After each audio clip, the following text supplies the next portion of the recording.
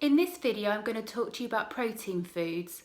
I'm going to talk to you about what types of proteins there are, where they come from, why we need them, and what happens if we consume too much protein or not enough. Protein is present throughout the human body. Protein is responsible for many functions in your body, including building every cell and tissue. As well as that, it is needed for the repair and maintenance of all body tissue, providing an energy source if the body doesn't receive enough energy from carbohydrates or fat, making hormones, enzymes and antibodies. There are two types of protein: high biological value sources and low biological value sources.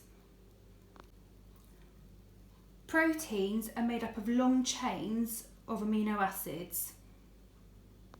Some of these amino acids are essential and some of these amino acids are non-essential. High biological value foods contain all of the essential amino acids that our body needs. Low biological value foods are missing one or more of these essential amino acids. High biological value foods will come from meat and meat products, so things like lamb, chicken, pork, bacon, beef, fish and seafood, milk and products such as yogurts and cheese, eggs, soybeans and soy products,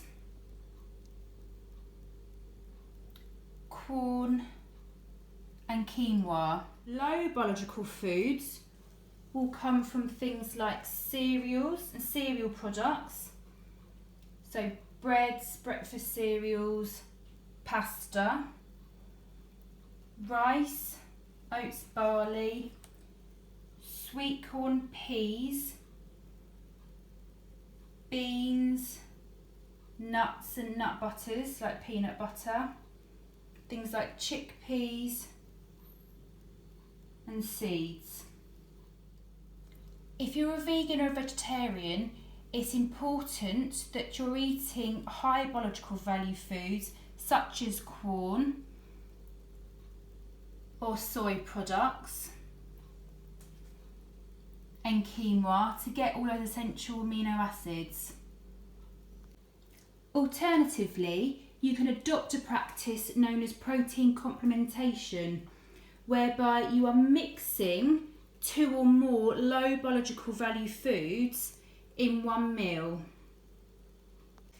For example, hummus with flatbread, rice with peas and sweet corn, and spaghetti with a lentil bolognese.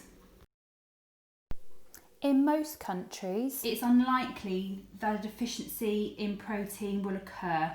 However, if you are not having enough protein in your diet, then you could suffer with things like poor growth rates in children, water retention, hair loss, and persistent infections. This is more likely to occur in the developing world. Kwashiorkor is a deficiency of protein that can often occur in children in developing countries where there is famine or an unstable food supply. What's more common around the world is having too much protein in our diet. This can actually be harmful to our kidneys and our liver because it takes a lot of energy to break down protein, particularly protein that comes from animal sources. If we are not using up the energy from all the extra protein we're consuming, it will be stored as fat and could lead to weight gain. Thank you for watching my video. I hope now you can see you don't need to just eat meat and fish in order to get protein into your diet. That in fact there is actually a wide range of foods that you can be eating that will give you all the nutrition that you need.